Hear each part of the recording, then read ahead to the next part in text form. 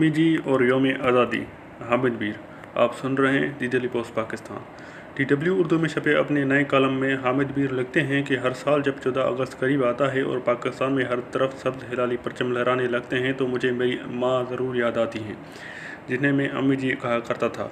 अम्मी जी का यौम आज़ादी से बड़ा गहरा ताल्लुक़ था। वो यौम आज़ादी से कुछ दिन पहले हमें बाज़ार से कागज़ी परचम ला कर देती और हम अपने घर के तीनों दीवार को उन कागज़ी परचमों से सजाया करते थे। एक दफ़ा 14 अगस्त पर शदीद बारिश और तूफ़ान में हमारे सब्ज़ कागज़ी परचम उड़ गए तो मुझे बड़ा अफसोस हुआ। इस दिन अम्मी जी ने बड़े प्यार से मुझे दिलासा दिया और कहा कि कोई बात नहीं, बारिश और तूफ़ान तो आते रहते हैं, लेकिन ये आज़ादी कायम रखनी है, ये बड़ी मुश्किल से हमें मिली है। मैंने अम्मी जी से पूछा कि आज़ादी कहाँ से मिली है और कौन सी मुश्किल थी। इस दिन अम्मी जी ने आहिस्ता आहिस्ता ठहर ठहर कर 1947 में जम्मू से सियालकोट की तरफ हिजरत की दर्दनाक दास्तान सुनाई, जिसमें उनकी वालदा और एक भाई उनकी आंखों के सामने अगवा हो गए। अम्मी जी ने अपने रिश्तेदारों की लाशों को नीचे छुपकर जान बचाई और 2 छोटी बहनों को लेकर किसी न किसी तरह पाकिस्तान पहुंच गई। पाकिस्तान पहुंचकर वो तादम मर्ग अपनी लापता माँ और लापता भाई को तलाश करती रहीं। मेरे लिए मेरी अम्मी जी ही पाकिस्तान थीं और काफ़ी अरसे तक मैं समझता रहा कि यौम आज़ादी का मतलब ये है कि इस दिन मेरी अम्मी जी मेरी 2 खालाओं के साथ भाग कर पाकिस्तान आ गई थीं। वो भागने में कामयाब ना होती तो कहीं मार जाती। अम्मी जी की गोद में मैंने यौम आज़ादी का मतलब समझना शुरू किया और उसी गोद में मुझे लापता अफराद का दुख भी मिला। अम्मी जी यौम आज़ादी पर शुक्राने की नफल अदा करती थीं और गरीबों को खाना खिलाती थीं। आजकल यौम आज़ादी पर नगमे गाए जाते हैं और पटाखे चलाए जाते हैं। मुझे नगमे गाने पर कोई एतराज़ नहीं, लेकिन पटाखों की आवाज़ें सुनकर मुझे मेरे दादाजी याद आ जाते हैं। वो उर्दू और फ़ारसी और पंजाबी के शायर थे और पटाखों को पसंद नहीं करते थे। तहरीक पाकिस्तान के दौरान वो अस्कर सुदाई के हमराह मुख्तलिफ जलसे जुलूसों में नज़में पढ़ा करते थे। वो कभी कभी शब बैरात के पटाखों पर इतना ज़रूर कहते थे कि हमने पाकिस्तान पटाखे चलाने के लिए तो नहीं बनाया था। इस साल 14 अगस्त से काफ़ी दिन पहले ही TV चैनल्स पर कौमी नगमे गूंज रहे हैं और बड़े बड़े शहरों में सब्ज़ हिलामी परचमों की बहार आई हुई है। मैं आज भी 14 अगस्त को अपनी अम्मी जी का यौम आज़ादी समझता हूँ, लेकिन फ़र्क सिर्फ इतना है कि इस यौम आज़ादी पर मैं बार बार सोच रहा हूँ कि मेरी अम्मी जी अगर ज़िंदा होती तो आज के पाकिस्तान पर क्या तबसरा करती। मेरे दादाजी अगर ज़िंदा होते तो आज के पाकिस्तान में पटाखों की भरमार पर क्या कहते। मेरे वालिद के ख़ानदान का तहरीक पाकिस्तान में अहम किरदार था और मेरी वालदा के ख़ानदान का तहरीक आज़ादी कश्मीर में अहम किरदार था। दोनों ख़ानदान सियासी शऊर से माला माल थे।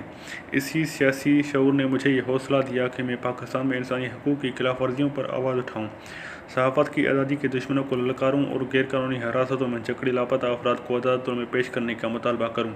मैंने अपनी अम्मी जी से ही यही सीखा है कि बारिश और तूफ़ान से घबराना नहीं है, बस अपनी आज़ादी को कायम रखना है। फ़र्द की आज़ादी सही अफराद की आज़ादी बनती है और अफराद की आज़ादी बुरी कौमी की आज़ादी बन जाती है। यौम आज़ादी सिर्फ नगमे गाने और पटाखे चलाने का काम नहीं, बल्कि आज़ादी के इस तस्वर पर गौर का दिन भी है जो तस्वर बानी पाकिस्तान कायदे-ए-आज़म मोहम्मद अली जिन्ना ने मेरे दादा को दिया और वो शहर शहर गाँव अपनी नज़मों के ज़रिए कायदे-ए-आज़म का पैगाम फैलाया करते थे। वो कायदे-ए-आज़म को अपनी निजात दहिंदा समझते थे। कायदे-ए-आज़म मोहम्मद अली जिन्ना इंसानी हकूक़ और आज़ादी सहाफ़त के बड़े अलमदारों में से एक थे। कायदे-ए-आज़म ने बतौर वकील बहुत से सहाफ़ियों और सियासी कारकुनों को बगावत के मुकदमात में दिफा किया। 13 मार्च 1947 को उन्होंने सहाफ़ियों के एक इज्तिमा से खिताब करते हुए कहा कि मैं आपसे तवक्को करता हूँ कि आप कभी खौफ का शिकार नहीं होंगे। अगर मुझसे कोई गलती हो जाए या मुस्लिम लीग कहीं गलती कर जाए तो मैं चाहूँगा कि आप बड़े ईमानदारी से दोस्त की तरह हम पर तनकीद करें। वो कायदे-ए-आज़म जो बज़ाते खुद सहाफ़ियों को अपने आप पर तनकीद की दावत दिया करते थे। जब पाकिस्तान के गवर्नर जनरल बने तो उन्हें पब्लिक सेफ्टी आर्डीनेंस पर दस्तखत के लिए कहा गया, जिसके तहत अमन आमा में खलल अंदाज़ी के खदशात पर किसी भी फ़र्द को गिरफ्तार किया जा सकता था। कायदे-ए-आज़म ने इस आर्डीनेंस पर दस्तखत से इनकार कर दिया। 11 सितंबर 1948 को उनकी वफ़ात के चंद हफ्तों बाद 5वीं सूबाई असम्बली ने पब्लिक सेफ्टी आर्डीनेंस जारी कर दिए और 1952 में मरकज़ी कानून साज असम्बली ने सिक्योरिटी ऑफ पाकिस्तान एक्ट के नाम से पब्लिक सेफ्टी एक्ट को कानून बना दिया। 1958 में जनरल अयूब खान ने पहले मार्शल लगाया और फिर प्रेस एंड पब्लिकेशन आर्डीनेंस के ज़रिए सहाफ़त पर पाबंदियाँ लगा दी। आज बज़ाहिर पाकिस्तान में जमहूरियत है, लेकिन सहाफ़त पाबंदियों और गैर एलानिया सेंसरशिप का शिकार है। हज़ारों अफराद लापता हैं और गैर मुस्लिम पाकिस्तानी भी खुद को महफूज नहीं समझते। ज़रा सोचिए कि जिस कायदे-ए-आज़म ने 11 अगस्त 1947 को अपनी तकरीर में कहा था कि आप आज़ाद हैं, आप अपने मंदिरों में जाने के लिए आज़ाद हैं, आप अपनी मस्जिदों में जाने के लिए आज़ाद हैं, आप रियासत पाकिस्तान में किसी भी इबादतगाह में जाने के लिए आज़ाद हैं। आज इस कायदे-ए-आज़म के पाकिस्तान में मंदिरों पर हमले हो रहे हैं। बानी पाकिस्तान ने 14 जून 1948 को स्टाफ कॉलेज कोयटा में फ़ौजी अफसरों से खिताब करते हुए उन्हें अपने हलफ की अहमियत का एहसास दिलाया। کیا آج صدر وزیراعظم یا وزیر دفاع فوجی افسروں کو ان کے حلف کی اہمیت کا احساس دلانے کی ہمت کر سکتا ہے؟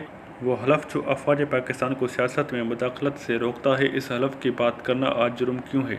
اس یوم آزادی پر اپنے آپ سے یہ ضرور پوچھیے کہ آپ کتنے آزاد ہیں۔ میں اپنی بات نہیں کروں گا کیونکہ میں تو آج کل پابندیوں کا شکار ہوں۔ پابندیوں کی وجہ امی جی ہیں۔ انہوں نے کہا کہ ہمیشہ سچ بولنا اور آزادی کی حفاظت کرنا